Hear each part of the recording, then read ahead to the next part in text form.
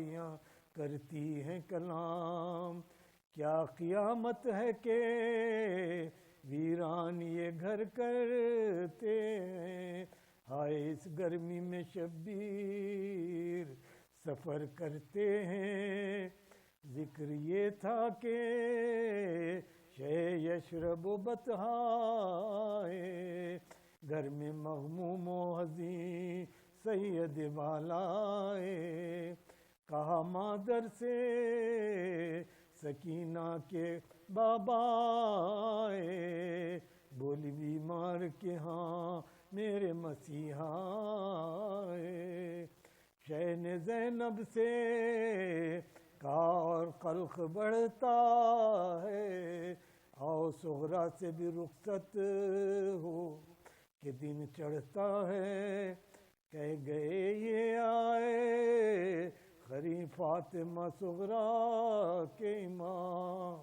کانپتے ہاتھوں سے بیٹی نے کیا اٹھ کے سلام.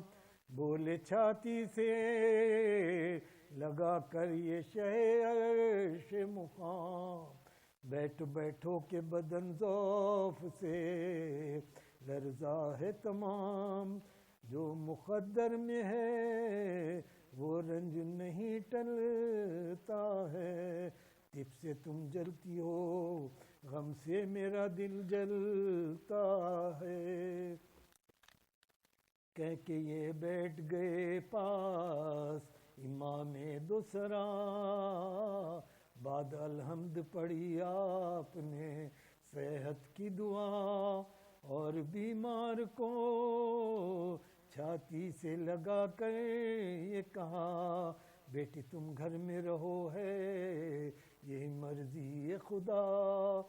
ساتھ لیتے جو تو آنا تمہیں پاتے بی بی.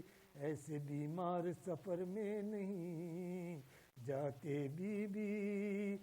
گر کے بستر پہ یہ چلائی بصدا ہو فغاں. ارے لوگوں مجھے تھامو کہ چلی جسم سے جان. ایک بیک پھر گئی قسمت یہ ہوا کیا سامان. ہائے بابا مجھے یہاں چھوڑ کے جاؤ گے کہاں. میری فرقت ہوئی کس طرح گوارا بابا. بے اجل آپ نے بیمار کو مارا بابا. نہ جیے گی یہ مریض رنجور. ہائے میں گھر میں رہوں اور ہوں سب پاس سے دور. چھوڑ دے بیٹی کو بابا یہ نیا ہے دستور. غفو کیجئے کوئی صغرا سے ہوا ہے جو قصور. آتش رنجو علم سے نہ جلوں گی بابا. کچھ ہو میں آپ کے ہمراہ چلوں گی بابا. میرے عاشق میرے شیدا میرے پیارے بھیا. تم پہ اس خستہ جگر کو کوئی وارے بھیا. مجھ سے اب چھٹتے ہو صدقے میں تمہارے بھیا. تم چلے اور بہن گور کنارے بھیا. پہلے تربت پہ میرے اشک بہاتے نہ گئے. خبر بیمار کی یثرب میں بناتے نہ گئے. دیکھیے خیر سے اس شہر میں کب آؤ گے. بھائی پھر چاند سی صورت ہمیں دکھلاؤ گے. اپنی شادی میں بھی ناشاد کو بلواؤ گے. دیر سے آئے تو بہنا کو نہ پھر پاؤ گے. یہ وصیت ہے کہ تم گھر میں نہ جانا پہلے لٹکائے میری قبر پہ آنا پہنے دشت غربت میں وطن بر محمد و آل محمد صلوات.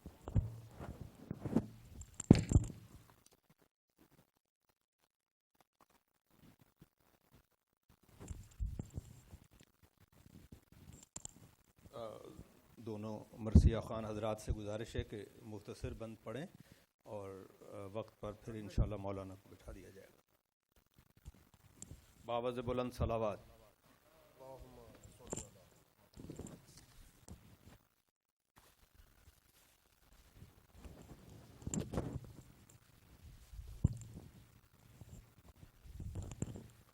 بر محمد و آل محمد صلوات. صلی اللہ محمد و آل محمد.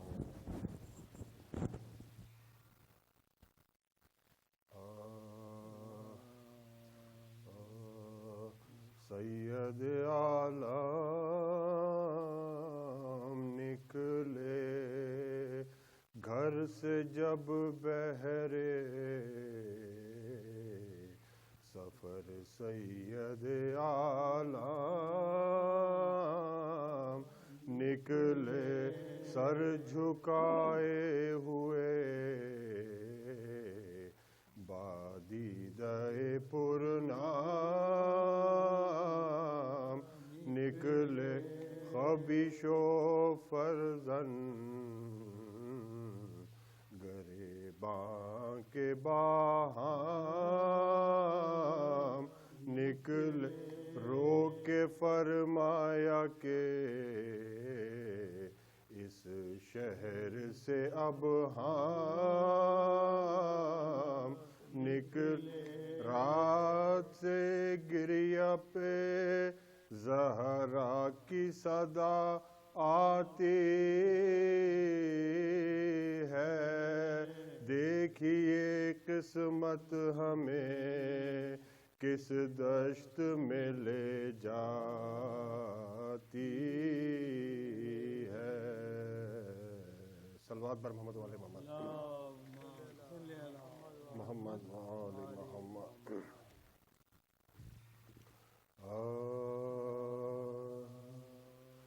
جاتی ہے بہار آج مدینے کے چمن سے جاتی ہے بہار آج مدینے کے چمن سے ہے بغض لعینوں کو شہنشاہ زمان تنگ آئے ہے شبیر اب عادا کے چلن کرتے ہیں بیان باقی طرف کچھ وطن فرماتے ہیں یہ منزل آخر کا سفر ہے مدفون مسافر ہو کہاں کس کو خبر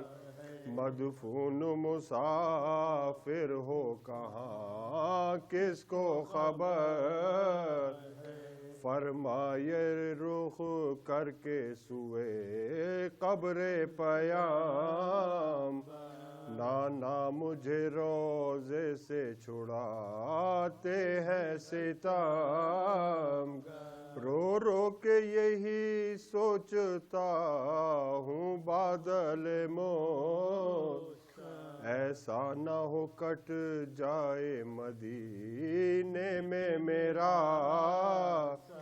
خواہ میرا مدینے میں جو بہ جائے گا نانا اس شہر کی توقی میں فرق آئے گا نا اس شہر کی توقیر میں فرق آئے گا نا پھر سوئے بقیہ رخے پر نور پھرایا اشک آنکھوں سے بہنے لگے دل غم سے بھرا مجرے کے لیے سر بادب اپنا جھکا،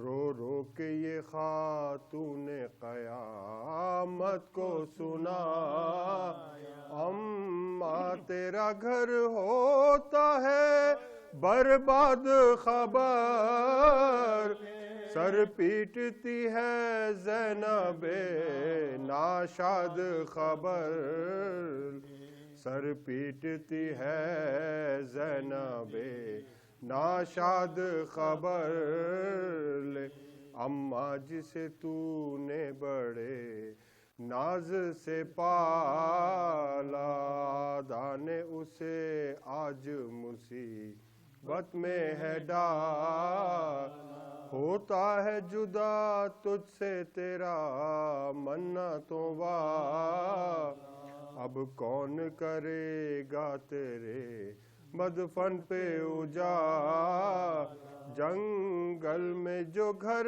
جاؤں خبر لینے کو آن، خنجر کے تلے گود میں سر لینے کو آ، خنجر کے تلے گود میں سر لینے کو آنا، تھرا کے پھر آواز یہ دی روح حسن کو، بھائی نہ بھلا دینا محبت کے چلن، جنگل میں چلا جاؤں میں جو نہر لبن کو، آدھا سے بچا لینا ذرا آ کے بہن کو، اماں نے بہت چومے ہیں ہم شیر کے بازو، باندھے نہ کوئی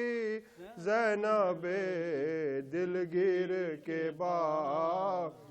باندھے نہ کوئی زینب دلگیر کے بازو، سن کے یہ سخن کانپ گئیں زینب مستر، فرمائے کہ کیا کہہ رہے ہے سبط پیامبر، جرت ہے کسی میں جو تشدد کرے موج، عباس سا جری ہے زینب کا برا، شے بولے بہن اکبرو عباس نہ ہوں گے، اس وقت تیرے شیر تیرے پاس نہ ہوں، اس وقت تیرے شیر تیرے پاس نہ ہوں، عباس گزر جائیں گے ہاتھ اپنے کٹا کر، ٹکڑے تن قاسم کے پڑے ہوں گے زمین، چھد جائے گا برچھی کی انی سے دل اکبر، ایک تیر سے ہو جائیں گے بے جالی اصغر، خون اون و محمد کا بھی بہہ جائے گا بان میں، بس ایک بھتیجا تیرا رہ جائے گا بان میں، بس ایک بھتیجا تیرا رہ جائے گا بان میں، صلوات محمد والے محمد صلی اللہ علیہ وسلم۔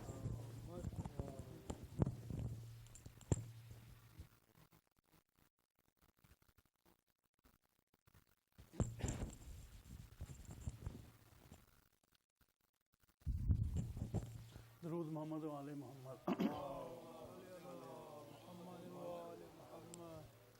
فاتحہ۔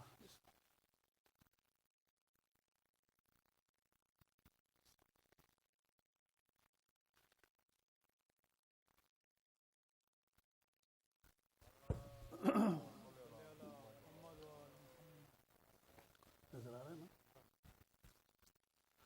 جب کوچ کی شب قبر نبی پر گئے شبی،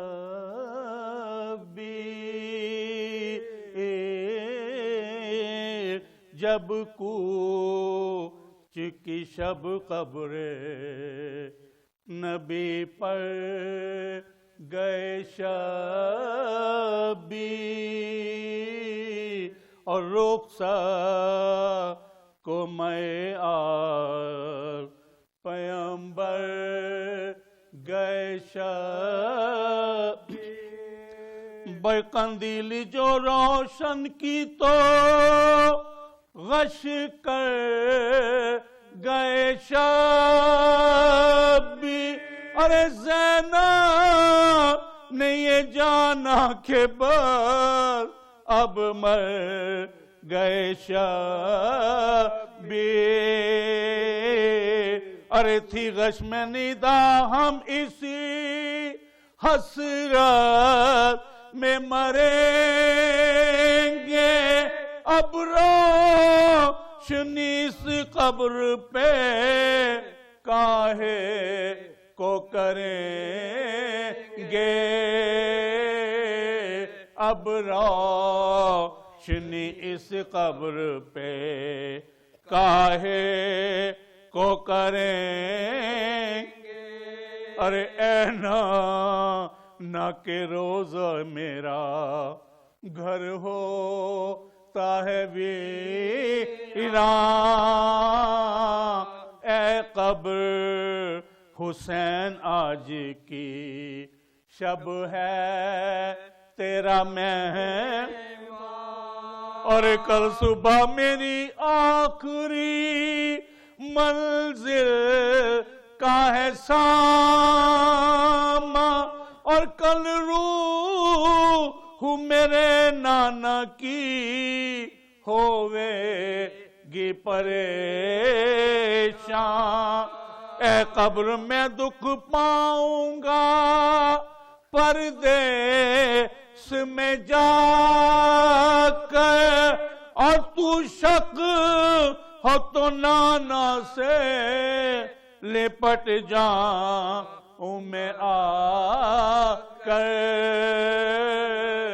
تو شک ہو تو نانا سے لپٹ جاؤں میں آ کر اور اصغر کو لیے رن میں روتا ہوا جاؤں ارے لیکن تیرے دربار میں ہنستا ہوا آؤں ارے امت جو ستائے مجھے میرا جنا کھاؤں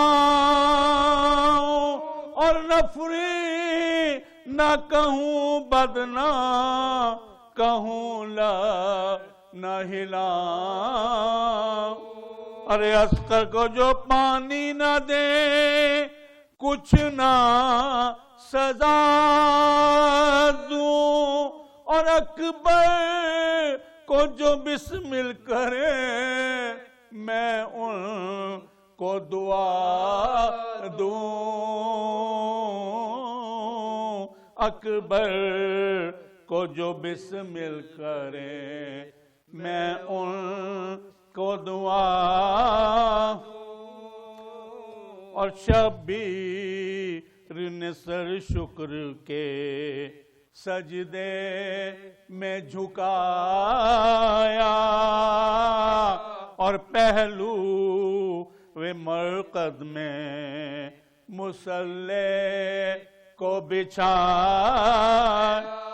اور سوئے جو عبادت میں تو نانا نظر آیا اور تانا انہیں قبر سے نکلا ہوا پایا اور دیکھا کہ گلے ملنے کے ارمان بڑے ہیں اور پھیلا ہوئے ہاتھوں کو مرقع میں کھڑے ہیں پھیلا ہوئے ہاتھوں کو مرقع میں کھڑے اور وہ بولے کہ کیا وعدہ وفا کر چکے شبی، اور سر کو میری امت پہ فدا کر چکے شبی، ارے کیا لاشائے اکبر پہ بکا کر چکے شبی، اور خنجر کے تلے شکر خدا کر چکے شبی، ارے کیا اونٹ سے لاشیں پہ تیرے گر چکی زین، ارے کیا کوف میں سر کھولے ہوئے پھر چکی زین، کیا کوف میں سر کھولے ہوئے پھر چکی زین، اور کیا ہاتھوں پہ تیرے علی اصغر گئے مارے، اور کیا لٹ گیا گھر اور جلے خیمے بھی سارے، ارے صبیر یہ سب شرطیں میں آنے میں تمہارے، ارے کیا یہ کلمہ گو نہیں تم کو میرے پیارے، ارے گر حلق کو کٹوا چکے ہو او میری جان، اور امت کو جو بخشوا چکے ہو او میری جان، امت کو جو بخشوا چکے ہو او میری جان، جب کوچ کی شب قبر، درود محمد علیہ محمد۔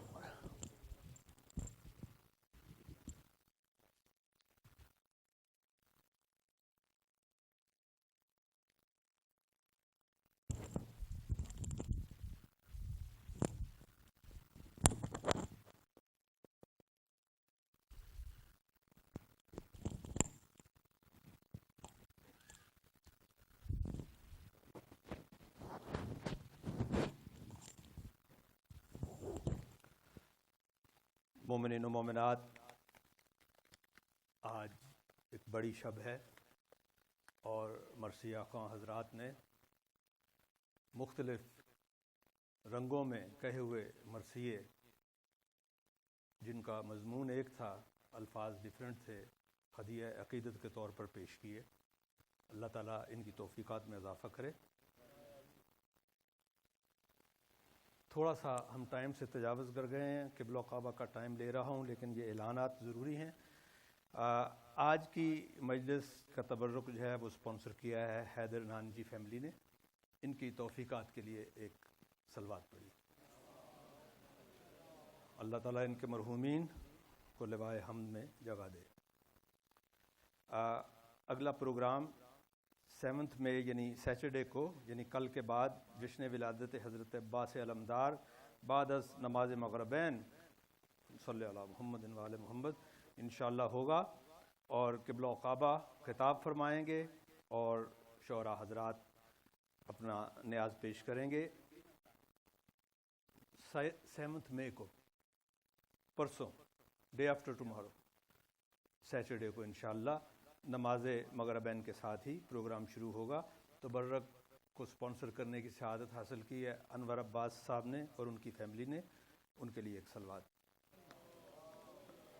مومنین و مومنات، 14 مئی بروز ہفتہ جشن ولادت امام حسین علیہ السلام بڑے تزک و احتشام سے منایا جائے گا، جس سے ورلڈ رینون منقبت خواں مرثیہ خواں سید علی صفدر پاکستان سے تشریف لا رہے ہیں۔ خواتین و حضرات، آپ سے گزارش ہے کہ یہ پیغام دوسرے مومنین و مومنات تک بھی پہنچا دیں اور اس دن تشریف لائیں. تبرک دینے کی فضیلت اس دن حاصل کریں گے ڈاکٹر کانجی اور ان کی فیملی. ایک گزارش ہے کہ ہمیں والنٹیئر کی ضرورت ہے لیڈیز سائٹ پر، اور رمضان بالکل ایک مہینہ رہ گیا ہے آلموسٹ. ہمیں چاہیے کہ ہم تیاری کر لیں، اور لیڈیز کی سائٹ پر سسٹر شہلا کو رابطہ کریں. خواتین، ہمیں والنٹیئر کی ضرورت رہے گی ماہ سیام میں، اور خاص کر ماؤں سے اور والدین سے دست برسہ التماس ہے کہ اپنے بچوں کو اپنے ساتھ بٹھائیں، تربیت کریں اور ان کو سکھائیں. بچے بعض دفعہ بھاگم دوڑ میں اوپر جاتے ہیں اور نیچے آتے ہیں، اور خطرہ ہوتا ہے کہ کہیں سیڑھیاں جو ہیں ان سے گر کے کوئی حادثہ نہ ہو جائے. تو اس پر سختی سے عمل کیا جائے گا.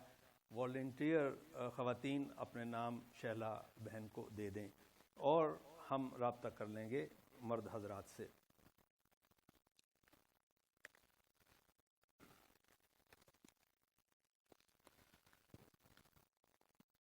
مومنین و مومنات، ایک انتہائی ثواب والے مسئلے کی طرف آپ کی توجہ دلانا چاہتا ہوں. اس دن بھی میں نے عرض کیا تھا اور پھر آج عرض کر رہا ہوں. جب سے معصوم بنا ہے آپ یہاں آتے ہیں، نماز پڑھتے ہیں، لیکن ہمیشہ ہم جائے نماز جو ہے اس کے لیے ایک پٹی ہے جس کو بچھاتے ہیں اور اس پر سجدہ گاہیں رکھتے ہیں.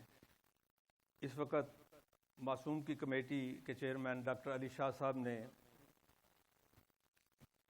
اپنے ساتھیوں کے ساتھ پروگرام بنایا ہے، اور اس پر عمل درآمد شروع ہو گیا ہے. صرف آپ کی امداد کی ضرورت ہے.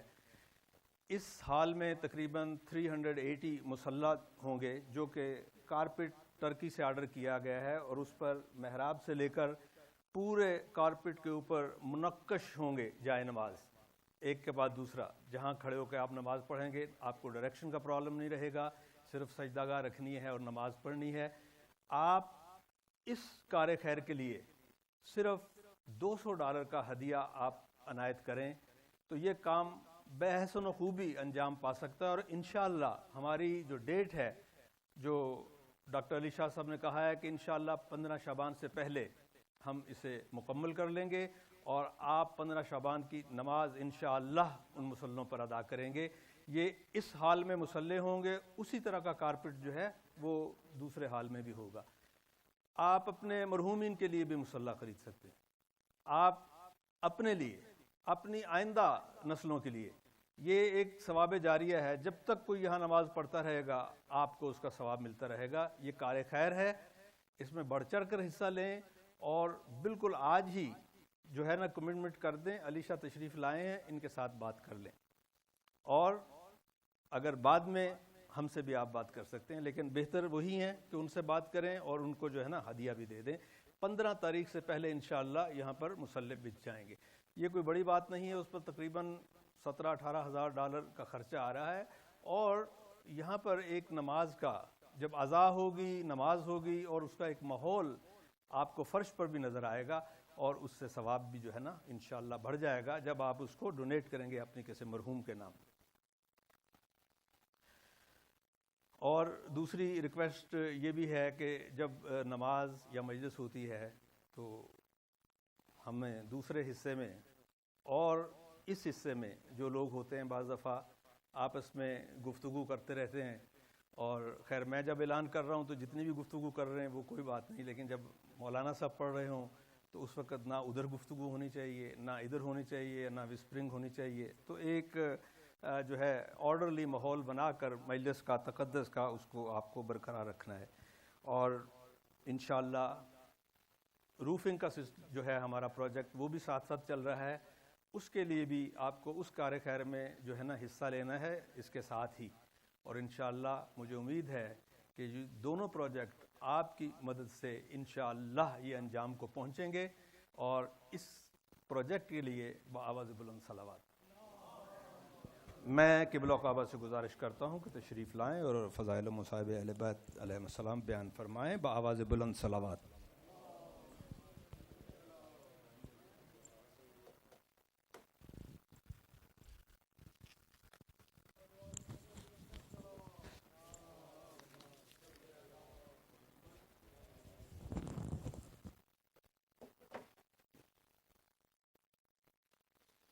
بسم اللہ الرحمن الرحیم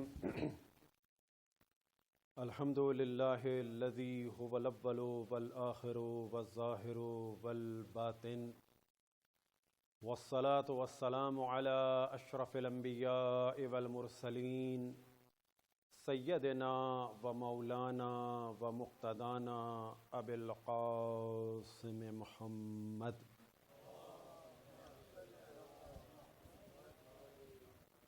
وعلى أهل بيته الطيبين الطاهرين المعصومين سيما بقية الله في الأراضين مهدي المنتظر أرواحنا وأرواح العالمين لتراب مقدمه الفداء ولعنة الله على آدائهم ومنكر فضائلهم وغاصب حقوقهم إلى قيام يوم الدين. وقال الله تعالى وهو أصدق القائلين هو الذي بعث في الأميين رسولا منهم يتلو عليهم آياته ويزكيهم ويعلمهم الكتاب والحكمة وإن كانوا من قبل لفي ضلال مبين. وقال سبحانه وتعالى قل لا أسألكم عليه أجرا إلا المودة في القربى. صلوات. التماس سورہ فاتحہ کی تمام مومن و مومنات کے لیے، تمام علماء کرام، مراجع اعظام، تمام شہداء ملت کے لیے، جن مومنین کے یہاں نام لکھے ہیں، جن مومنین نے اپنے مرحومین کے لیے قبرستان کے پروجیکٹ میں شرکت کی، اور جس مومن نے یہاں جس عنوان سے جس مقدار میں بھی شرکت کی، اگر وہ دنیا سے رخصت ہو گیا یا کسی اپنے آباء و اجداد کے لیے، اور خصوصاً ہم سب کے آباء و اجداد کے لیے، رحم اللہ من قرأ الفاتحہ. بسم اللہ الرحمن الرحیم الحمد للہ رب العالمین الرحمن الرحیم مالک یوم الدین ایاک نعبد و ایاک نستعین اهدنا الصراط المستقیم صراط الذین انعمت علیہم غیر المغضوب علیہم ولا الضالین.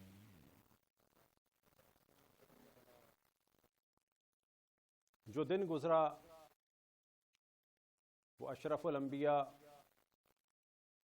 فخر الانبیاء،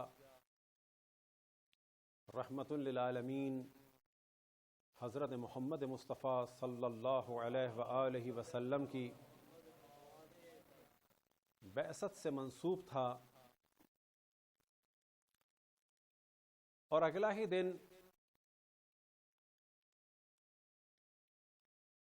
اشرف الانبیاء کے اس نواسے کی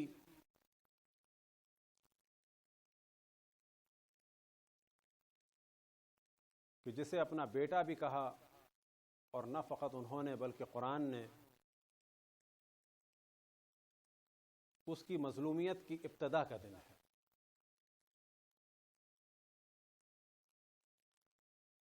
لہذا شروع میں دو آیتیں ہم نے پڑھی کہ جو ایک اس دن کے عنوان سے کہ جو گزرا، اور تاریخ انسانیت کا اہم ترین دن کہ جس دن اشرف الانبیاء نے اعلان نبوت فرمایا،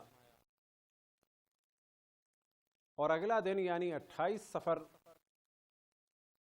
وہ دن کہ اشرف الانبیاء اور تمام انبیاء کی زحمتوں کی حفاظت کے لیے تحریک کی ابتدا ہوئی.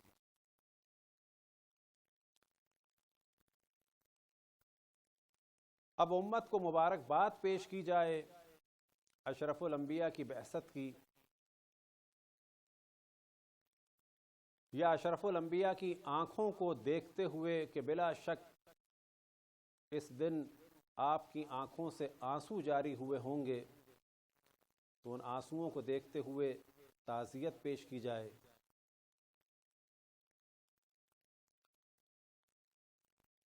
اور بلا شک اشرف الانبیاء کا امتحان، اشرف الانبیاء کے مصائب عروج پہ پہنچ گئے کہ جب آپ کی بیٹیوں کو اسیر کیا گیا، اور اس اسیری کی ابتدا بھی آپ کی بعثت کی تاریخ کے اگلے دن سے. تو تاریخ اسلام کا عجیب ترین ایک پہلو اور تاریخ اسلام کا ایک عجیب ترین باب ہے کہ جس دن اشرف الانبیاء نے اعلان رسالت فرمایا اور جو تاریخ اعلان رسالت کی تھی اس کے اگلے دن وارث نبی کو مدینہ الرسول چھوڑنا پڑا۔ کل کچھ گفتگو ہوئی بعثت کے حوالے سے، لیکن کیونکہ یہ اہم ترین واقعہ ہے، اہم ترین موضوع ہے، لہٰذا مختصر سی گفتگو ہو، کیونکہ ابھی دن گزرا ہے کہ 27 رجب کا دن جو خاص اہمیت کا حامل ہے وہ ہے بعثت رسول اللہ صلی اللہ علیہ وآلہ وسلم، یعنی آپ نے اعلان نبوت فرمایا 27 رجب کو صبح کے وقت۔ لیکن اہل سنت کے ہاں 27 رجب بعثت کے عنوان سے نہیں بلکہ معراج کے عنوان سے پہچانا جاتا ہے۔ اب اس جانب توجہ رہے کہ اہل سنت میں بھی اور اہل تشیع میں بھی معراج کی تاریخوں میں اختلاف ہے، یعنی ایک دوسرے سے بھی، اور خود شیعوں میں بھی بہت ساری تاریخیں ہیں اور اہل سنت کے درمیان بھی۔ اور جو ایک اصل فرق ہے شیعہ اور سنی مکتب میں معراج کے بارے میں، وہ یہ کہ وہ قائل ہیں معراج روحانی کے، اور بعض علماء تو بضد ہیں کہ روحانی معراج ہوئی، اور جب معراج روحانی پر شدت کی جائے تو اس کے معنی یہ ہوئے کہ کوئی بھی کہہ سکتا ہے کہ یہ تو ہمیں بھی ہو سکتی ہے، لیکن ہم یعنی پیروکار قرآن اور اہل بیت قائل ہیں کہ معراج آپ کی معراج جسمانی تھی،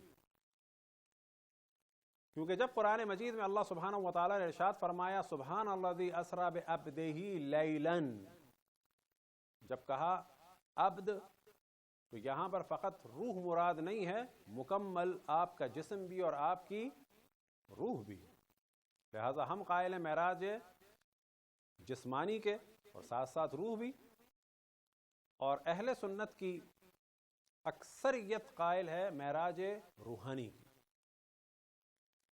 وہاں پر ایک ہی معراج کی زیادہ شدت ہے، اور ہمارے ہاں یہ ہے کہ مختلف ایام میں آپ کو معراج ہوئی۔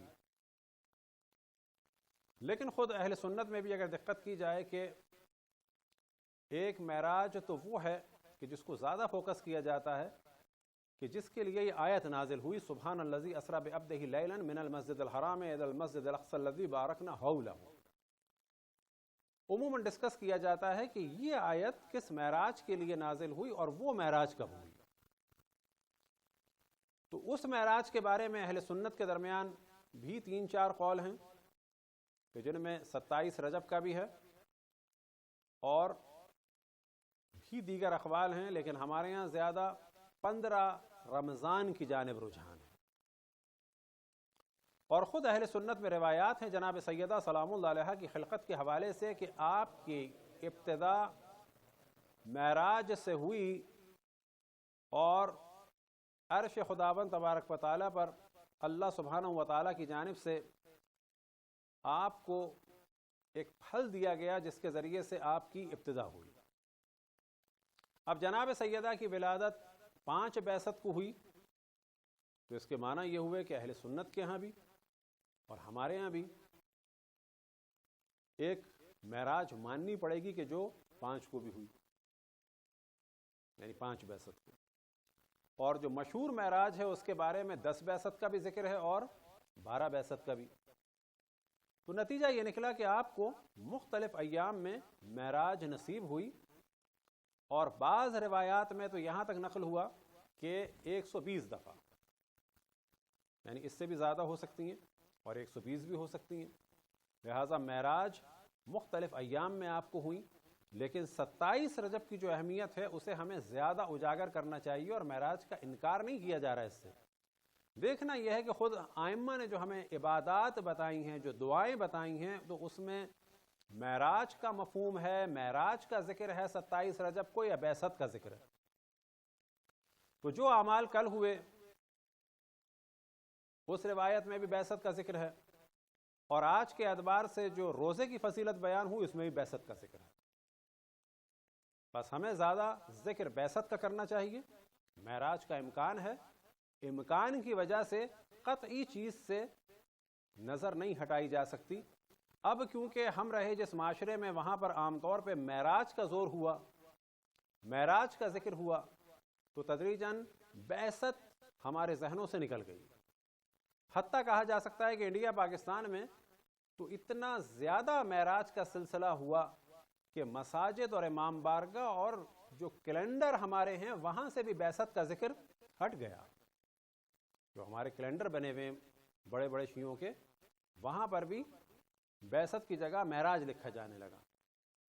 اب جب یہ والی کیفیت ہو تو ایسا نہیں کوئی کفر ہو گیا, کوئی قیامت آ گئی, لیکن سوال یہ پیدا ہوتا ہے کہ ائمہ کی تعلیمات کے مطابق جو دن ہے اس کو ہم ان کے مطابق کیوں نہ منائیں. صلوات پڑھیں بر محمد و آل محمد.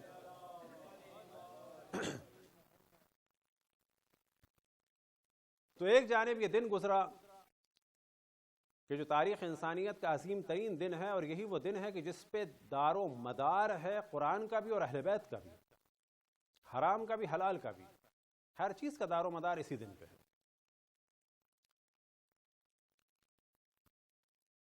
اور یہی وہ دن ہے کہ جس میں انسانیت اپنے عروج پر پہنچی, اور یہی وہ دن ہے کہ جس دن اس ذات کی نبوت کا اعلان ہوا کہ جس نے خود اپنے بارے میں ارشاد فرمایا بعثت لأتمم مکارم الاخلاق, کہ مجھے اللہ سبحانہ و تعالیٰ نے خلق مبعوث فرمایا ہے کہ مکارم اخلاق کو, یعنی اخلاق کی روح کو, اس کی جان کو بلند مقام تک پہنچاؤں.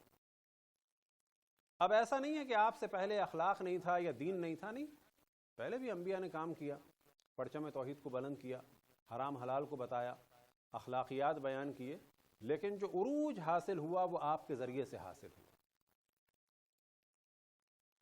تو یہ دن عالم انسانیت کے لیے افضل ترین دن ہے, نہ فقط عالم اسلام کے لیے. صلوات پڑھیں بر محمد والے محمد. اور اگلا دن کہ جس مناسبت سے مجلس منعقد ہوئی وہ اسی تحریک کو بچانے کا اہم ترین دن ہے. حضرت آدم سے لے کے حضرت خاتم تک کی جو زحمتیں تھیں اور تمام انبیاء کی جو تحریکیں تھیں, اس تحریک کا دار و مدار ہے اس پوری تحریک کربلا پر. اور تحریک کربلا کا آغاز ہوا 28 صفر سے, کہ جب نواس رسول کو مدینہ الرسول چھوڑنا پڑا. معذرت 28 رجب کو نواس رسول کو مدینہ الرسول چھوڑنا پڑا. ایک اعتراض جو عام طور پر کیا جا رہا ہے,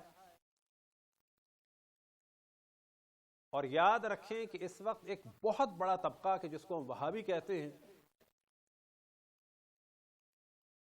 اور پہلے مرحلے میں بڑے کھل کے کہا جا سکتا ہے کہ خود ہمارے جب کہا جائے اہل سنت تو مراد ہر پبلک نہیں ہے مراد, یعنی مکتب اہل سنت, یعنی بے عنوان مذہب.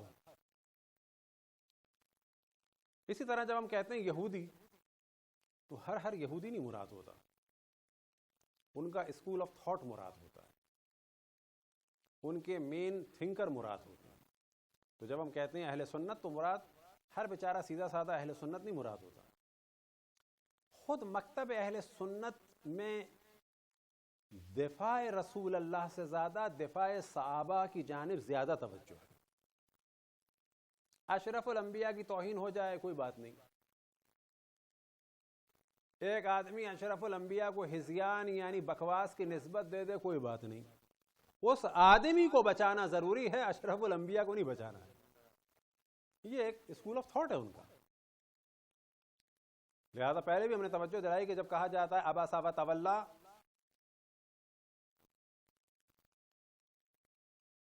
اور اس پوری آیت کے بارے میں اہل سنت بزد ہیں کہ یہ رسول اللہ صلی اللہ علیہ وسلم کے لیے نازل ہوئی, کہ جب ایک غریب اور فقیر مسکین آیا تو آپ نے منہ بنایا اور چہرہ موڑ لیا, معاذ اللہ معاذ اللہ معاذ اللہ. ہمارے یہاں عام طور پر کہا جاتا ہے کہ جی ایک صحابی کے بارے میں اب جب اس صحابی کا نام لیا جاتا ہے تو وہاں سے لوگ بھڑک جاتے ہیں کہ آپ صحابہ کی توہین کر رہے ہیں. اچھا صحابہ کی توہین ہو رہی ہے؟ جب کہا جا رہا ہے کہ یہ کام ایک صحابی نے کیا تو صحابہ کی توہین ہو رہی ہے، اور تم سب کے سب بضد ہو کہ یہ کام رسول اللہ نے کیا تو رسالت کی توہین نہیں ہو رہی؟ وجہ کیا ہے؟ کہ ان کے مذہب کی بنیاد احترام رسول اللہ پہ نہیں ہے. وہ صاف بات ہے، احترام صحابہ پہ. ہم پر اعتراض کرتے ہیں کہ آپ ائمہ کو معصوم کہہ رہے ہیں، ادھر کیا کہتے ہیں؟ جس نے بھی رسول اللہ کو دیکھ لیا اس کی اطاعت کرو، جو کر رہا ہے وہ صحیح کر رہا ہے. تم معصوم کے قائل ہو جس نے 1 منٹ کو بھی دیکھ لیا. اگر ہم عصمت کے قائل ہیں تم بھی عصمت کے قائل ہو. شیعہ اصحاب کے خلاف ہیں. کس نے کہا شیعہ اصحاب کے خلاف ہے؟ تم خود اصحاب کے خلاف ہو. شیعہ بھی کچھ کو مانتے ہیں کچھ کو نہیں مانتے، سنی بھی کچھ کو مانتے ہیں کچھ کو نہیں مانتے. ہم ان اصحاب کو مانتے ہیں جنہوں نے اہل بیت کی طرفداری کی، وہ ان اصحاب کو مانتے ہیں جنہوں نے اہل بیت کی مخالفت کی. بہت واضح سی بات ہے. کیوں نہیں مانتے ابو ذر غفاری کو؟ اس کو کیوں مانتے ہو جس نے ابو ذر غفاری کو جلا وطن کیا؟ عامر بن حمق خزائی کہ جنہوں نے خلیفہ سوم کے اوپر وار کیے، وہ بھی صحابی تھے اور بیعت الرضوان کے صحابی تھے. کہ جس بیعت الرضوان کی فضیلتیں پڑھی جاتی ہیں کہ اللہ کے ہاتھ پہ بیعت کی، عامر بن حمق خزائی کہ جو خلیفہ سوم کے قاتلوں میں سے تھے، وہ بیعت الرضوان کے ایک صحابی تھے. کیوں پھر لعنت بھیجتے ہو عامر بن حمق خزائی پر؟ اور بعض لوگ تو ذکر ہی نہیں کرتے. کیوں ذکر نہیں کرتے؟ مسجد بناؤ، لکھو مسجد عمر بن حمق خزائی اور بریکٹ میں لکھو قاتل حضرت عثمان. اگر سارے صحابہ کو مانتے ہو تو یہی نتیجہ نکلے گا. ہم بھی نہیں مانتے ان لوگوں کو. سیدھی سیدھی بات ہے جو اہل بیت کے مقابلے میں اٹھا، جو اہل بیت کے مقابلے میں اٹھا اس پہ لعنت بھیجتے ہیں، لعنت بھیجتے ہیں، لعنت بھیجتے ہیں. ادھر سے وہ قائل ہیں کہ جو بھی اصحاب کے خلاف اٹھا اس پہ لعنت بھیجتے ہیں. کس سے ختم ہوا؟ کوئی بھی تمام اصحاب کو نہیں مانتا. عبد الرحمن ابن ادیس یہ بھی بدری صحابی تھے، حضرت عثمان کے قاتلوں میں سے تھے. مانو ان کو. مسجد بناؤ کوئی، مسجد عبد الرحمن ابن ادیس بریکٹ میں لکھو صحابی بیت الرضوان، اگلے بریکٹ میں لکھو من قاتلین فلان ابن فلان. بناؤ مسجد. اگر یہ عقیدہ ہے کہ ہر صحابی صحیح ہے تو انہیں کیوں چھوڑ دیا؟ اگر یہ عقیدہ ہے کہ ہر صحابی صحیح ہے تو حجر بن عدی یا حجر بن ادے کی قبر کو کھودا تو کیوں نہیں شور مچایا؟ وہ بھی تو صحابی تھے. معلوم ہوا کہ نہ؟ حجر بن ادے مولا امیر المومنین کے طرفدار تھے. ہمارا دل ان کے لیے نہیں دھڑکتا. سیدھی بات ہے، ہمارے سے مراد ہے نہیں ان کا. اگر یہی طرفدار ہوتا کسی اور کا تو شور مچاتے. تو یہ تو ضمناً گفتگو کہ مذہب اہل سنت میں نبوت سے زیادہ اصحاب کے احترام کی جانب توجہ ہے، اور اسے ہمیں ڈسکس کرنا چاہیے.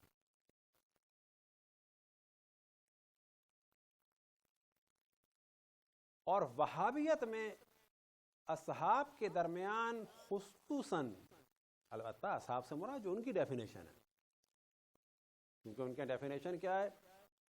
من لقا رسول اللہ مسلمن، کہ جو بھی رسول اللہ صلی اللہ علیہ وسلم سے ملا اس عالم میں کہ مسلمان تھا،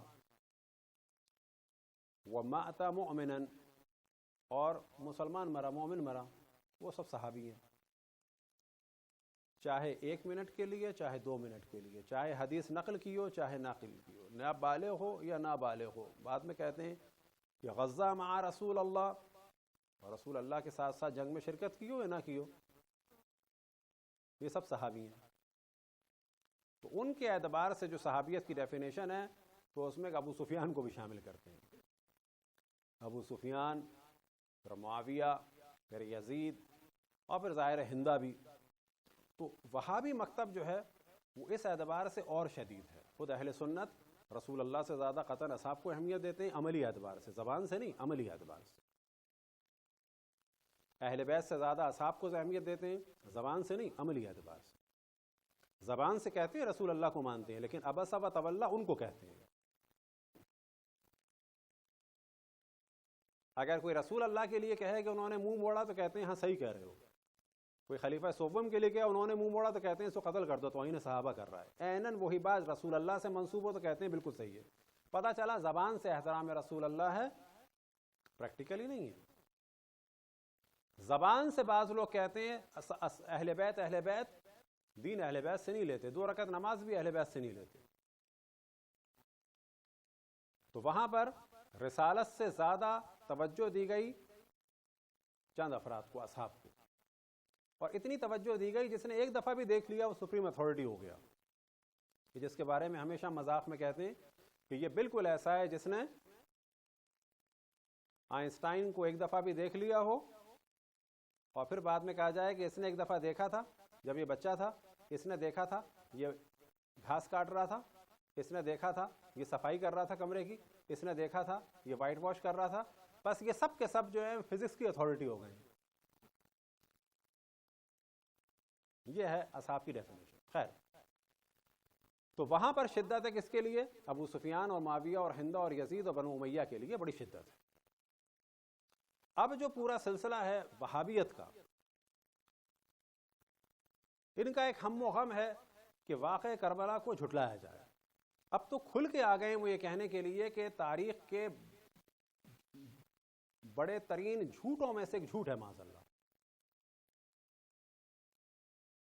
پہلے کوشش کی کہ یزید کو بچا لیا جائے اور یہ کہا جائے جو کچھ کیا ابن تیمیہ یہاں تک آیا تھا کہ یعنی یزید نے کچھ نہیں کیا بقول ان کے، یہ سب عبید اللہ ابن زیاد نے کیا. تو پہلے تو ایسے بچانے کی کوشش کی گئی، لیکن یہ دیکھا کہ ایسا نہیں ہوتا تو اب انکار کر رہے ہیں اور لوگوں کو دور کر رہے ہیں. یہ بھی ذہن میں رکھیں کہ خود یہ جو مکتب ہے خصوصاً وہابیت اور اس میں جو ناصبیت ہے، اب یہ ذہن میں رہے کہ تمام سنی مسلمان ہیں، ہمارے بھائی ہیں، ان کی جان مال عزت آبرو کا سب کا خیال کرنا ہے. یہاں بات ہو رہی ہے جو ان کے متعصب علماء نے ان کو پڑھایا ہے، پبلک کی بات نہیں ہے. پبلک اہل بیت سے محبت کرتی ہے، تو جو ان کے علماء نے ان کو پڑھایا ہے تو یہ ذہن میں رکھیں کہ وہ مولا علی کے لیے بھی کہتے ہیں وہ حق پہ تھے، امام حسن کے لیے بھی کہتے ہیں وہ حق پہ تھے. آپ کو تعجب ہوگا ان میں سے بعض امام حسین کے لیے واضح کہتے ہیں کہ انہوں نے غلط کام کیا معاذ اللہ، کیونکہ یزید کو بچانا چاہتے ہیں، معاویہ کو بچانا چاہتے ہیں. اور یزید کے بارے میں اور معاویہ کے بارے میں وہابی مکتب تو کھل کے کہہ رہا ہے کہ وہ حاکم تھے اور اولو الامر تھے، اور جو یزید کی بیعت تھی اس کے بارے میں وہ جو بکواس کرتے ہیں آج کل کہ وہ بیعت شرعی تھی. اور پھر امام حسین علیہ السلام کے لیے یہاں تک کہتے ہیں کہ انہوں نے غلط کیا معاذ اللہ. تو یہ ایک ان کا تاریخی اعتبار سے. اب اس میں کچھ اعتراض کر رہے ہیں وہ لوگ پبلک میں خدشہ ڈالنے کے لیے کہ یہ کیسے ہو سکتا ہے کہ وہ 28 رجب کو نکلے ہوں اور 3 شعبان کو مکہ پہنچ گئے ہیں، کیونکہ امام حسین علیہ السلام کی تحریک کربلا کا جو آغاز ہوا وہ 28 رجب سے ہوا اور 3 شعبان کو آپ مکہ پہنچ گئے. اب اگر گنا جائے تو 28 29 30 پہلی دوسری اور تیسری 6 دن، اور اگر یہ 29 کا مہینہ تھا فرض کیا جا سکتا ہے تو 5 دن. تو اب یہ اعتراض کیا جاتا ہے کہ یہ تو پاسبل نہیں ہے. اب اس کا جواب تو ایک الگ ہے، لیکن یہاں پہ کہا جائے گا کہ بھائی اصل واقعے میں اگر ڈیٹ کا اختلاف ہو جائے تو واقعے میں خدشہ نہیں پڑتا. اگر ڈیٹ کے بارے میں آپ کا اعتراض صحیح بھی مان لیا جائے تو اصل واقعے میں خدشہ نہیں پڑتا. اگر ڈیٹ کے اختلاف سے اصل واقعے کا انکار کیا جائے تو ولادت رسول اللہ کا بھی انکار پڑے گا اور ان کی شہادت کا بھی انکار کرنا پڑے گا. اور جن کو وہ ہیرو مانتے ہیں تو ان کی تو تاریخیں ہی کچھ نہیں ہے، تو وہاں پر کیا ہوگا؟ اصل وجود کا انکار کیا جائے گا. تو پہلے یہ قانون بیان کر دیا جائے کہ تاریخ میں اگر ایک چیز ڈیٹ کے اعتبار سے فٹ نہ بیٹھ رہی ہو، تو اصل واقعے کا انکار نہیں کیا جا سکتا، بلکہ کہا جائے کہ صحیح ہے، واقعہ صحیح ہے، شاید تاریخ میں نقل کرنے میں گڑبڑ ہو گئی ہو۔ تو اب یہاں پہ گفتگو کرتے ہیں کہ مدینے سے مکے کا کتنا فاصلہ ہے اور کتنا ٹائم لگنا چاہیے عقلی اعتبار سے کہ جو اس زمانے میں لگتا تھا۔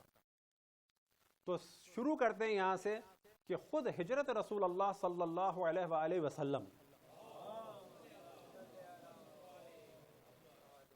ہجرت کے بارے میں جو تاریخیں بیان ہوئی وہ ہے کہ آپ 26 سفر کو نکلے مکے سے غار ثور کے لیے۔ اب یاد رکھیں کہ مدینہ یہاں ہے، مکہ وہاں ہے، اور غار ثور پیچھے کی جانب ہے۔ اشرف الانبیاء نے جو پالیسی رکھی تھی وہ یہ رکھی تھی کہ دشمن اگر ڈھونڈنے نکلے تو آگے جائے گا، پیچھے نہیں آئے گا۔ تو آگے جانے کے بجائے آپ پیچھے جا کے رہے اور پھر وہاں پہ غار ثور میں رہے، اور وہاں سے نکلے پہلی ربیع الاول کو۔ اور جو پہلی ربیع الاول کو نکلے تو آپ نارمل روٹ سے نہیں نکلے بلکہ سمندر کی جانب سے گئے مکے کے لیے، معذرت، سمندر کی جانب سے گئے مکے سے مدینے کے لیے۔ بس یہاں مکہ ہے، وہاں مدینہ ہے، پیچھے غار ثور ہے۔ پہلے آپ پیچھے گئے پہلی ربیع الاول کو، پھر وہاں سے نکلے، اور وہاں سے نکل کے یوں نہیں گئے بلکہ سمندر کے راستے سے گئے مدینے کی جانب۔ اور کیونکہ لمبے راستے سے گئے اور چھپتے چھپاتے گئے تو وہاں پر آپ قباء میں پہنچ گئے 8 ربیع الاول کو۔ اور یہ وہ ڈیٹ ہے کہ جو خود اہل سنت میں بھی مسلم ہے۔ یہاں پہ سوال کیا جائے گا کہ پہلی سے 8 کو اگر رسول اللہ قباء پہنچ گئے، اب یہاں پر جب گفتگو کی جاتی ہے کیا کہا جاتا ہے قباء پہنچے تھے، مدینے تھوڑی پہنچے تھے، تو قباء اور مدینے کا راستہ کتنا ہے؟ تو یاد رہے قباء اور مدینے کے درمیان جو ہے فقط 3.5 کلومیٹر ہے، اور فی الحال قباء مدینے کا ایک محلہ ہے۔ بس آج کے مدینے میں آپ پہنچ گئے تھے 8 ربیع الاول کو۔ 8 ربیع الاول قباء پہنچ گئے، وہاں آپ نے قیام فرمایا۔ 12 ربیع الاول کو مدینے گئے اور وہاں پر پہلی نماز جمعہ پڑھائی، اور پھر پلٹ کے واپس آ گئے کہاں پر؟ قباء، اور پھر دوبارہ 22 ربیع الاول کو وہاں گئے۔ بس یہ جو کہا جاتا ہے کہ پہلی کو نکلے یا 26 سفر کو نکلے اور 22 کو پہنچے یا 12 کو پہنچے تو وہ اس طرح سے پہنچے، وَإِلَّا اصل جو آپ نے راستہ طے کیا ہے وہ پہلی ربیع الاول کو آپ نے اپنی ہجرت شروع کی، چلنا شروع کیا، اور 8 ربیع الاول کو آپ مدینے پہنچ چکے تھے۔ مکے اور مدینے کے درمیان جو راستہ ہے اس میں گھپلا کرتے ہیں، یا آج کل وہابیت کا بڑا زور چل رہا ہے کہ اس میں خدشہ ڈالیں۔ اب یاد رکھیں کہ مکے اور مدینے کے درمیان جو راستہ ہے وہ 3 راستے ہیں، اور یہ جو 3 راستے ہیں جدید راستے ہیں کہ جو پہاڑوں کی مشکلات کو اور پلوں کو دیکھتے ہوئے بنائے گئے ہیں، لیکن جو سابقہ زمانے میں تھا وہ مختصر ترین راستہ لیتے تھے۔ آج کے دور میں بھی جو سب سے کم راستہ ہے وہ ہے 454 کلومیٹر کے جو بنتا ہے 282 مائل، اور پھر اس کے بعد ہے 495، اور پھر اس کے بعد ہے 555۔ یہ 3 راستے ہیں۔ تو سوال یہ پیدا ہوتا ہے کہ آپ ہمیشہ 555 کی کیوں بات کرتے ہیں؟ اور بدماشی یہ ہے کہ گفتگو میں یہ کلومیٹر کی جگہ اس کو مائل کر دیتے ہیں۔ پس جب کہا جائے گا 454 کلومیٹر ہے، نہ کہ 454 مائل، 454 کلومیٹر بنتے ہیں 282 مائل۔ یہ پاسبل تھے؟ بالکل پاسبل تھے۔ اب یہاں پر گفتگو کی جا سکتی ہے کہ اونٹ کی کتنی رفتار ہے۔ البتہ اس قسم کے موضوعات جو ہے وہ بالکل عزاداری کے خلاف ہیں، اور بالفاظ دیگر کہا جا سکتا ہے کہ یہ مقصرین کے موضوعات ہیں، کیونکہ جب بھی کوئی علمی گفتگو ہو تو جن کو سمجھ میں نہ آئے، جن کے پردہ پڑا ہو، تو سب سے آسان طریقہ ہوتا ہے کہ یہ مجلس بیکار ہو گئی، ٹھپ ہو گئی، یہ والی چیز ہوتی ہے۔ لیکن امام حسین کا دفاع یاد رکھیں کہ ہر چیز سے ضروری ہے، اصل چیز ہے امام حسین کا دفاع، اور مجلس کو علمی رہنا چاہیے، میلہ نہیں بننا چاہیے۔ ہاں جہاں پہ نئے نئے مسلمان ہوئے ہیں وہاں پر ان کو کسی بھی طریقے سے مصروف رکھنا ہے وہ الگ ہے، لیکن جہاں پر سالوں سے اور صدیوں سے مسلمان و اہل بیت کے ماننے والوں ان کے علمی معیار کو بلند ہونا چاہیے۔ ایک نیا دیہاتی افریقہ کا مسلمان ہو گیا ہے، اسے آپ کسی بھی طرح عزاداری میں لگا دیں، کہا جائے گا بہت اچھا کام ہے۔ ہم کانگو گئے، یوگینڈا گئے تو وہاں پر تبلیغی عنوان سے ہم نے بعض دفعہ کہا ہے تو لوگ ہنسے. میں نے کہا میں مذاق میں نہیں کہہ رہا ہوں, میں سیریس کہہ رہا ہوں کہ بعض گاؤں دیہات میں جو عراق کی مشعل اور طبل ہے وہ رائج کریں, وہ دیہاتی قریب آئیں گے اس چیز سے, ان کے مزاج سے قریب ہے یہ. لیکن کیا وہ مشعل اور طبل جو ہے مثال کے طور پر آکسفورڈ یونیورسٹی میں رائج کریں؟ نہ, وہاں پر علمی گفتگو ہونی چاہیے. بس ہم سب کو اہل بیت کی جانب دعوت دینی ہے, ہمارا کام ہے سب کا, جو جس کی مینٹلٹی ہے اس کے مطابق. لیکن وہ طبقات, وہ مومنین, وہ خاندان کے جو سالوں سے اور صدیوں سے شیعہ ہیں اور خصوصاً سیادت کا یعنی سید ہونے کا دعویٰ کرتے ہیں, ان کا علمی معیار قطعاً بلند ہونا چاہیے. صلوات پڑھیں بر محمد والے محمد. اب یہاں پر جو اونٹ کی اسپیڈ ہے معمولاً کتنی ہو سکتی ہے؟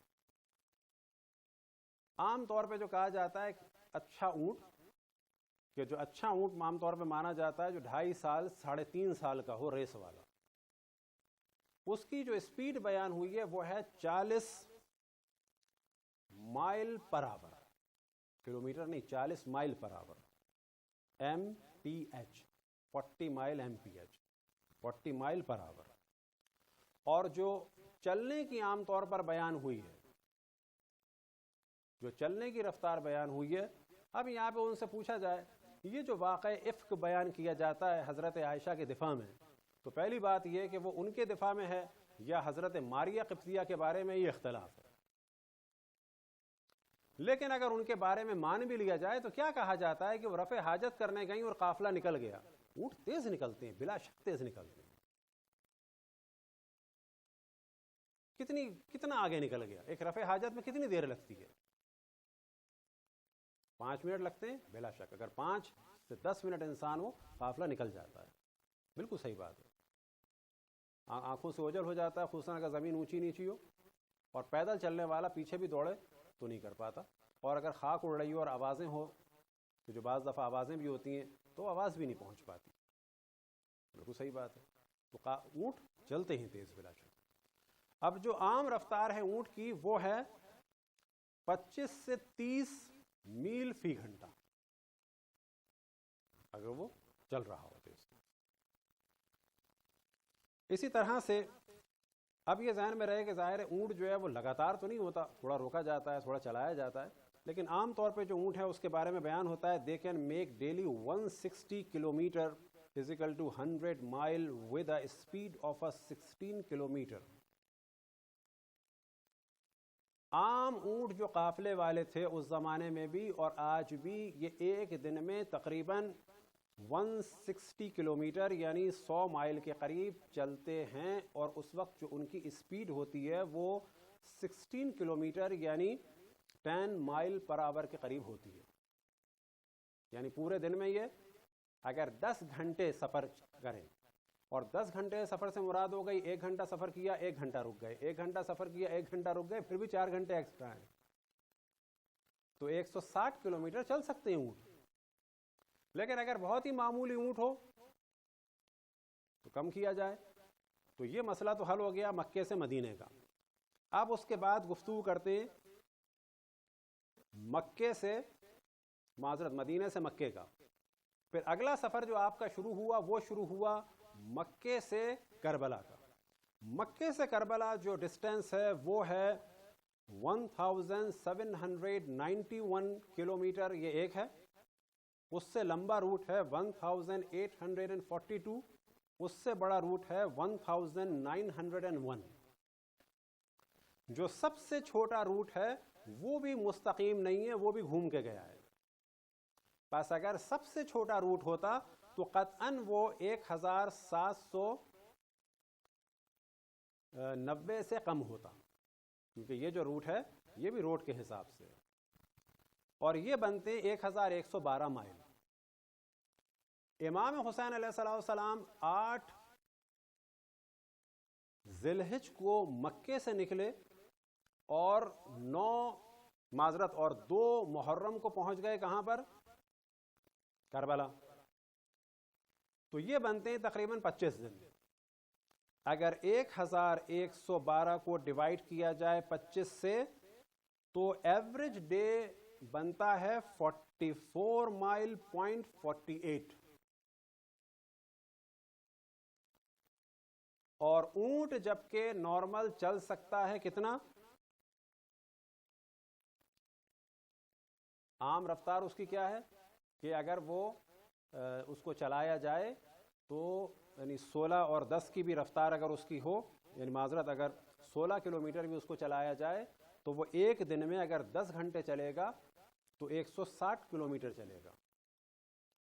اور اگر ایک گھنٹے میں 10 کی مائل سے اونٹ چلے کہ جو نارمل مانا جاتا تھا، اور اگر 10 گھنٹے وہ اونٹ سفر کرے تو 100 میل کرے گا. اور یہاں امام حسین نے ایوریج سفر کیا ہے 44 کلومیٹر 44.48 یعنی 49 سمجھ لیں. بہت زیادہ نہیں ہے، بہت نارمل ہے کہ جو خواتین کے ساتھ و سامان کے ساتھ کیا جاتا ہے. تو اب یہ ایک وہابیوں کا بڑا شدید قسم کا اعتراض چل رہا ہے. لیکن افسوس کی بات یہ ہے کہ اگر اس کا ہم لوگ جواب نہ دیں اور ہماری مجالس اس کی متحمل نہ ہوں اور ہمارے نوجوان اس کو اس حساب کتاب کے ساتھ ذہن میں نہ رکھیں. اسے ہم نے پچھلے محرم میں بھی ڈسکس کیا تھا اور ابھی ایک برادر نے کہا کہ اس کو دوبارہ ڈسکس کریں، تو دوبارہ ہم ڈسکس کر رہے ہیں. اگر ہماری مجلسیں اس کو سخت سمجھ رہی ہوں تو وہابیوں کے اعتراض کا جواب دینے کے لیے زمین کب ہموار ہوگی؟ صلوات پڑھیں بر محمد و آل محمد. تو یہ تو ہو گیا سفر سے ریلیٹڈ. اب یہ سفر پیش کیوں آیا؟ کیونکہ رجب کے مہینے میں مرا معاویہ. اب معاویہ کی موت کب ہوئی؟ تو تاریخ کامل میں بھی 3 تاریخیں بیان ہوئی اور وہ بیان ہوئی ہیں ثم مات بدمشق. پھر معاویہ کی موت ہوئی دمشق میں لہلال رجب، رجب کے ہلال میں. وقیلا للنصف. اب یہاں پہ جب کہا جاتا ہے قیلا یعنی اپنی رائے اس نے بیان کی ہے کہ یہ رجب کے شروع میں ہوا ہے، اس کی موت واقع ہوئی ہے تاریخ کامل کے حساب سے. اور جب کہا جاتا ہے قیلا یعنی کہا گیا ہے. کیا کہا گیا ہے؟ للنصف من الرجب یعنی 15 رجب. وقیلا لثمان بقین منہ. اور کہا گیا ہے کہ رجب کے 8 دن باقی تھے تو وہ مرا تھا، یعنی کتنے؟ 22. پس 15 اور 22 والی تاریخیں ہیں قیل پہ. قیل سے کیا مراد؟ یہ جو کہا جاتا ہے قالا وقیل و قال، یہ علمی چیز ہے. قیل و قال، قال میں اتھارٹی ہوتی ہے، قیل کہا ہے کوئی اتنا محکم قول نہیں ہے، قیل ہے. کہا جاتا ہے قال و قیل، یہ جو کہا جاتا ہے تو اس سے یہ مراد ہوتی ہے. قال ایک مضبوط قول ہوتا ہے، قیل کیا ہے؟ کہا ہے. تو ابن تاریخ کامل میں بھی جو ہے وہ اس کو بیان کیا گیا ہے. اب یہ ذہن میں رہے کہ بقول اگر آپ ویڈیوز دیکھیں مولانا اسحاق کی تو بڑے کھل کے انہوں نے بات کی، اور یہ اتنی بات کرنی پڑے گی. اور حقیقت یہ ہے کہ بعض موضوعات کو ڈسکس کرنا ہوگا ورنہ مزید پردہ پڑ جائے گا. اور اس موضوع کو ہم درجنوں دفعہ بیان کر چکے ہیں کہ ہمارے شدت ہے. ایک شدت ہے بغیر دلیل کے بات کرنا، گرم ہونا یا کسی کو برا کہنا بغیر دلیل کے، اس کا کوئی فائدہ نہیں ہے سوائے جان جانے کا. ثواب الگ کی بات ہے، ثواب ہوگا. بات ہو رہی ہے دوسرے کو دعوت دینی. ایک شدت وہ ہے. ایک شدت کیا ہے جو ہم بیان کرتے ہیں؟ نہیں بات ہی نہیں کرنی ہے، وہ حضرت تھے. نہ کوئی حضرت نہیں تھی. ہمیں علمی طریقے سے بتانا ہے کون کیا تھا، کیا اس کی حیثیت تھی. اپنے اوپر کسی کو مسلط ہمیں نہیں ہونے دینا. کسی مذہب کو، کسی مکتب کو، کسی تحریک کو کہ جس کا تعلق اہل بیت سے نہ ہو، ہمیں اپنے اوپر مسلط نہیں ہونے دینا ہے. ہمارا تعلق ہے محمد والے محمد سے، قرآن سے بس. اس کے علاوہ انسان کہیں خاموش ہو سکتا ہے. انحراف کے لیے ہمیں قبول نہیں ہونا چاہیے، سلینڈر نہیں کرنا چاہیے. تو یہ ذہن میں رکھیں کہ مولانا اسحاق نے بھی کہا کہ یزید نے تو کچھ بھی نہیں کیا، ساری بدماشی تو خود اس کے باپ کی تھی. یہ جملہ ہے مولانا اسحاق کا، جو کھل کے کہتے ہیں کہ یزید نے کیا کیا ہے، یزید نے تو اپنے کچھ بھی نہیں کیا، اس کا باپ تھا اصل. یہ بات ہو گئی ہے کہ اہل حدیث کے مولانا ہے. مولانا کون؟ مولانا اسحاق، کہ ان کی آپ چیزیں کلپس دیکھ سکتے ہیں یوٹیوب میں. اس وقت یو اے ای کے جو مفتی ہیں ان کا نام ہے شیخ قبیسی. شیخ قبیسی. انہوں نے ٹی وی پہ آ کے کہا ہے، یو اے ای کے ٹی وی پہ، کہ عالم اسلام میں تمام فتنے کی بنیاد اسی نے ڈالی ہے، معاویہ نے. کہاں؟ UAE کے مفتی نے، آفیشل مفتی ہے، ٹی وی پہ کہا ہے اس نے. اب اگر اس پہ ہم بھی خاموش ہو جائیں تو ہوگا کیا؟ تو یاد رکھیں کہ تدریجاً ایک ماحول کھل رہا ہے اور ہمیں علمی اعتبار سے میدان میں کودنا پڑے گا اور لوگوں کو بتانا ہوگا کہ اہل بیت کے ساتھ کیا ہوا، اہل بیت کون تھے اور اہل بیت کے مخالف کون تھے.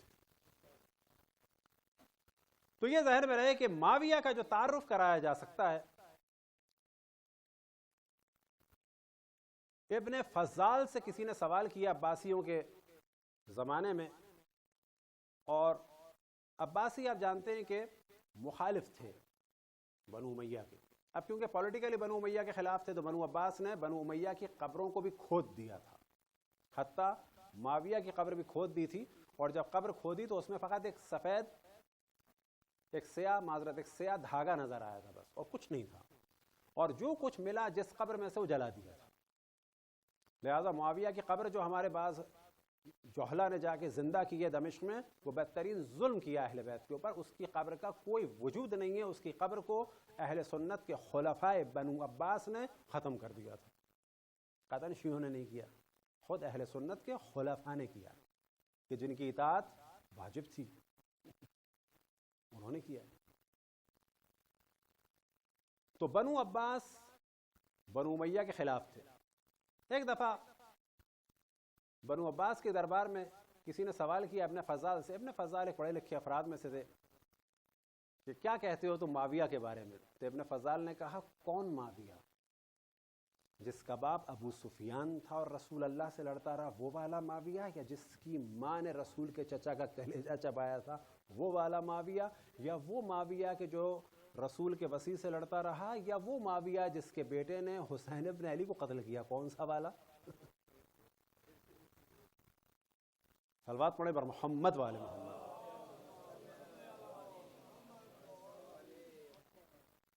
تو معاویہ کی موت واقع ہوئی، لیکن اب معاویہ کون سا ہے؟ مزید اضافہ کیا جائے وہ معاویہ کہ جس نے رسول کے چوتھے خلیفہ سے، کون سے چوتھے خلیفہ؟ یعنی ہمارے اہل سنت کے چوتھے خلیفہ سے جنگ کی تھی. کون ہے خلفاء؟ کہ جن کی مخالفت میں انسان کافر ہو جاتا ہے. ہمارے تو چوتھے خلیفہ نہیں، ہمارے تو اول ہیں. لیکن سوال یہ پیدا ہو رہا ہے کہ جن کے چوتھے ہیں ان کے نزدیک آیا خلیفہ کو نہ ماننے سے انسان کافر ہوتا ہے کہ نہیں ہوتا؟ نہ ماننے سے کافر ہوتا ہے، بالکل ہو جاتا ہے. اچھا خلیفہ کو برا کہتے تو کافر ہوتا ہے؟ بالکل ہو جاتا ہے. تو معاویہ کون ہے؟ جس نے اہل سنت کے چوتھے خلیفہ پہ تقریباً 90 سال لعنتیں بھجوائیں. اپنے دور میں لعنتوں کا سلسلہ شروع کیا جو 90 سال چلا. 90 سال تقریباً آفیشلی چلا، جبکہ پبلک میں تو رائج ہو چکی تھی ایک چیز، آفیشلی بند کیا گیا تھا کہ اب نہ ہو. کون معاویہ؟ جس نے اہل سنت کے چوتھے خلیفہ علی ابن ابی طالب سے جنگ کی. کتنے افراد مارے گئے؟ 70,000 سے لے کے 1,10,000 تک. اور کون سا معاویہ؟ جس نے اصحاب رسول کو قتل کیا. عمرو بن حمق خزائی کو قتل کیا جو صحابی رسول تھے. حجر بن عدی کو یا حجر بن عدی کو قتل کیا، صحابی رسول تھے. ایک قول کے مطابق خود زوجہ رسول کو قتل کیا. اس کے علاوہ محمد ابن ابوبکر کو قتل کروایا، اور دم نکلنے سے پہلے انہیں گدھے کی کھال میں سی کے جلا دیا گیا. کتنی فضیلتیں بیان ہو. یہ شخص اور اسی نے بعد میں جنگ کی کس سے؟ اہل سنت کے 5ویں خلیفہ سے. کون؟ امام حسن علیہ السلام، کہ جن کے بارے میں وہ کہتے ہیں خلفائے راشدین 5 اور 5ویں خلیفہ کون ہے؟ امام حسن. ان سے بھی جنگ کی. تو سوال یہ پیدا ہوتا ہے کہ 2 خلفاء سے جنگ کرنے والا اور مسلمانوں کا خون بہانے والا اور صحابیوں کو قتل کرنے والا کس طرح سے اللہ اس سے راضی ہو گیا؟ جب اتنی گنجائش اللہ کے ہاں راضی ہونے کے لیے ہے کہ جو اتنے اصحاب کا قاتل ہو گیا، 1,10,000 مسلمان اس کی وجہ سے یا 70,000 قتل ہو گئے، تو آج کے مسلمان سے اللہ راضی کیوں نہیں ہو سکتا؟ وہ کہاں گئی اتنی گنجائش اور فلیکسیبلٹی؟ اسی نے جنگ کے لیے تیاریاں کی، یہاں تک کہ لوگوں کو خریدا، اور پھر صلح تک نوبت پہنچی، یعنی سیز فائر. سیز فائر کو ہمیشہ میں کہتا ہوں وہ جنگ بندی تھی، وہ سیز فائر تھا. اور صلح ہوتی ہی وہاں ہے جہاں پہلے سے جنگ ہو. یہ نہیں کہا جائے گا ان دو بھائیوں میں بڑی محبت تھی ہم نے صلح کرا دی، ان دو بھائیوں میں بہت محبت تھی ہم نے صلح صفائی کرا دی. نہیں، ان میں پہلے اختلاف تھا اور جنگ تھی تو ہم نے صلح کرائی. تو دو خلفاء سے لڑنے والا، داماد رسول سے لڑنے والا، صحابی سے لڑنے والا، نواس رسول سے لڑنے والا، کتنے اصحاب کو قتل کرنے والا، صحابی پر اور چوتھے خلیفہ پر لعنتیں بھیجنے والا. بقول مولانا مودودی کے کہ یہ سنت شروع ہی معاویہ نے کی تھی کہ صحابی جلیل القدر اور داماد رسول اور رسول کے بھائی پہ لعنتوں کا سلسلہ شروع کیا. کس نے؟ معاویہ نے. اور اس نے اس صلح نامے میں ایک شرط قبول کی تھی کہ اپنے بعد کسی کو اپنا جانشین نہیں بناؤں گا. لیکن اس چیز کی بھی مخالفت کی اور 56 ہجری سے بیعت شروع کر دی اپنے فاسق و فاجر اور زانی و شرابی بیٹے یزید کے لیے. اور اس بیعت کو جو آج وہابی کہہ رہے ہیں کہ ہذہ بیعت شرعیۃ، کہ یہ بیعت شرعی تھی، حتیٰ یہ کلپ موجود ہے ایسی مفتی کا عبداللہ ابن باز کا کہ یہ بیعت شرعی تھی. تو سوال یہ پیدا ہوتا ہے یہ بیعت شرعی تھی تو حضرت عائشہ نے تو نہیں کی تھی اور بہت سارے اصحاب نے نہیں کی تھی، اصحاب بھی مخالف تھے، لیکن پھر وہ ایک کر کر کے سب کو ختم کرتا رہا، یہاں تک کہ 60 ہجری میں جب یہ دنیا سے گیا تو اسے اپنے بیٹے کو مسلط کر دیا تھا عالم اسلام پر، اور یہاں تک مسلط کر دیا تھا یہ فاسق و فاجر و زانی و شرابی خلیفۃ الرسول کے نام سے پہچانا جا رہا تھا، رسول اللہ کا جانشین. ایک واقعہ ہم نے بیان کیا کہ این ای ڈی میں کراچی یونیورسٹی میں ایک دفعہ سیمینار تھا یوم حسین، تو وہاں پر مختلف علماء تھے، اسکالرز تھے اور پروفیسرز بھی تھے. تو میں نے خود ہی کہا ان سب سے کہ آپ سب یہ جانتے ہیں یزید فاسق و فاجر و زانی و شرابی ہے، بس یہ تو ہر آدمی جانتا ہے، ہر سبزی ترکاری والا بھی یہی جانتا ہے. آپ بھی فقط اتنا جانتے ہیں کہ یزید فاسق فاجر اور یہ اور یہ اور یہ اور قاتل امام حسین تھا، بس اس کے آگے نہیں سوچتے.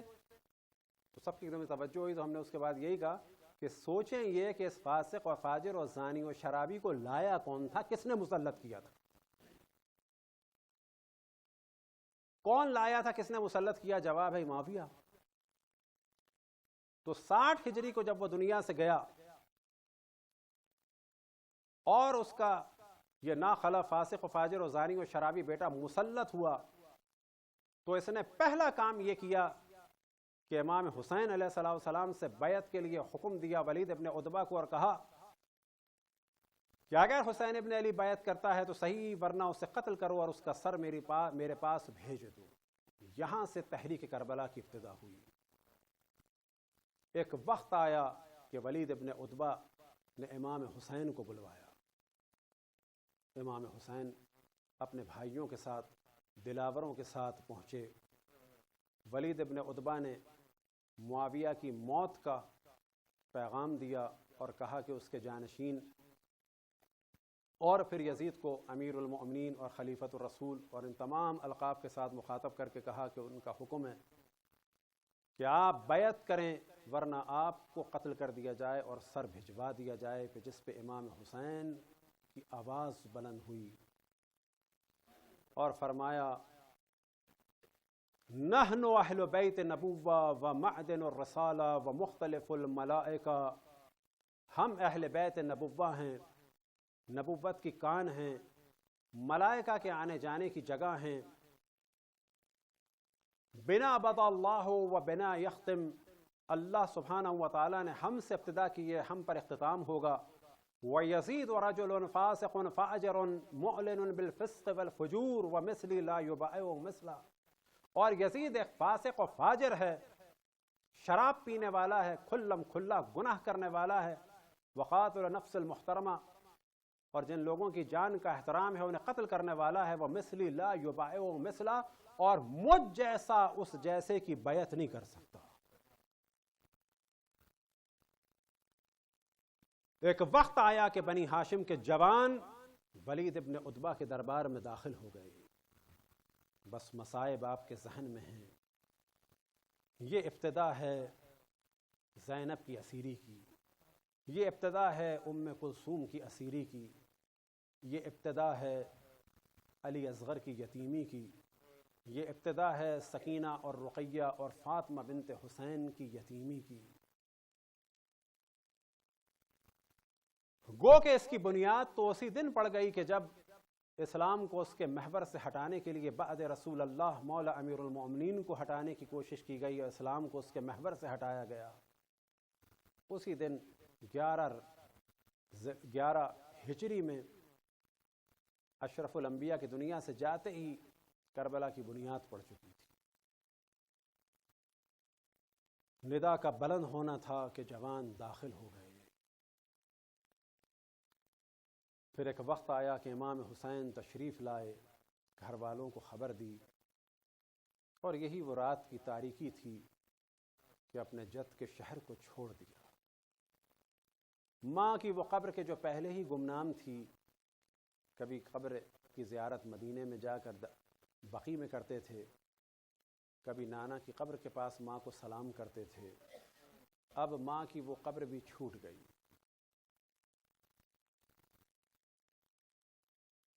اب جب نکل رہے ہوں گے مدینے سے تو دل یہ کہتا ہے کہ وہ منظر نگاہوں کے سامنے ہوں گے مولا امام حسین کے، کہ کبھی نانا کی زلفیں ہاتھ میں ہیں،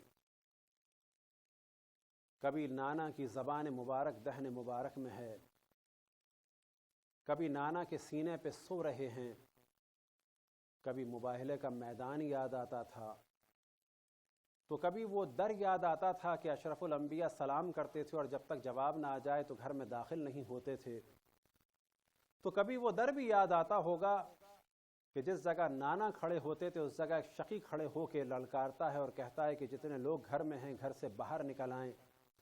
پھر ماں کے گریے کی آواز بلند ہوتی ہے۔ تو یہ سارے منظر حسین کی نگاہوں کے سامنے ہوں گے۔ ایک وقت آیا کہ بیویاں تیار ہونے لگیں۔ عجب شان سے امام حسین اپنی بہنوں کے ساتھ نکلتے ہیں، کبھی کسی بہن کی سواری تیار تو کبھی کسی بہن کی سواری تیار، کبھی ام لیلہ کی سواری تیار تو کبھی رباب کی سواری تیار، کبھی جناب قاسم جگہ سے اٹھے تو کبھی جناب علی اکبر جگہ سے اٹھے تو کبھی جناب عباس جگہ سے اٹھے، کبھی اون بن علی جگہ سے اٹھے، کبھی عبداللہ ابن علی جگہ سے اٹھے، لیکن ایک وقت آیا کہ سب کے سب کھڑے ہو گئے، حتیٰ امام حسین جگہ سے کھڑے ہو گئے۔ یہ کب ہوا واقعہ کہ جب ایک جلیل القدر بیوی خیمے سے نکلیں۔ یہ کون بیوی ہیں؟ یہ وہ بیوی ہیں کہ جو ثانی زہرا ہے۔ اجرکم اللہ، بس مصائب آپ کی نگاہوں کے سامنے آ گئے۔ یہ وہی بیوی ہے کہ جو مدینے سے چلی تھی تو حسین نے سوار کیا تھا، جب مکے سے چلی تو حسین نے سوار کیا، جب دوبارہ مدینے کے پاس وادی عقیق کے پاس آئیں کوفے جانے کے لیے تو پھر بھائیوں نے سوار کیا، جب کربلا کی زمین پہ اتری تو حسین کی ندا گونجی، ہا ہونا مقتل ہونا و مسفک و دمائنا، یہ ہمارے قتل ہونے کی جگہ ہے، یہاں پہ ہمارا خون بہایا جائے گا، اجرکم اللہ۔ لیکن ایک وقت وہ بھی آیا اس کربلا کے میدان میں کہ زینب نے اس عالم میں زلجنا کو دیکھا کہ پشت زلجنا خالی تھی، زمین کربلا پہ حسین تھے، سینے پہ شمر سوار تھا، ایک ہاتھ میں خنجر تھا، دوسرے میں ریش مبارک تھی۔ اسی زینب نے ندا دی، اے شمر ابھی خنجر نہ چلا، اے شمر ابھی خنجر نہ چلا۔ یہ باز گشت ختم نہ ہوئی، زمین کربلا ہلنے لگی، ملائکہ نے ندا دی، الا قتل الحسین بکربلا، الا ذبح الحسین بکربلا۔ فقط یہی ملائکہ کی ندا نہیں، ابھی زینب کو وہ ندا بھی سننی ہے کہ جب ندا آئے گی، احرقوا بیوت الظالمین، حسین کا سر نو کے نیزہ پہ بلند ہوا، ندا گونجی، ان ظالموں کے خیموں کو آگ لگا دو۔ پھر ایک وقت آیا کہ جب قافلے کو مقتل سے گزارا گیا، اب زینب اتنی تنہا، کبھی مدینے کا سفر یاد آیا مکے کی جانب، کبھی مکے کی سواری یاد آئی، کبھی کربلا میں اترنا یاد آیا، اب جو बीवियों को सवार कराना है। दिल ये कहता है कि कभी दिल से निदा निकली होगी, ए हुसैन आओ अपनी बहन को सवार कराओ, ए अब्बास आओ अपनी बहन को सवार कराओ, कहाँ अली अकबर आओ, ए कासिम आओ, ए ओन आओ, ए मोहम्मद आओ। एक वक्त आया कि बीवियों को सवार कराना शुरू किया। ताज़ियाने पढ़ रहे थे, बीवियों पे ताज़ियाने पढ़ रहे थे। ज़ैनब बीवियों को सवार करा रही थी। एक निदा गूंज रही थी, वाह मोहम्मदा, वाह अलिया, वाह हुसैना।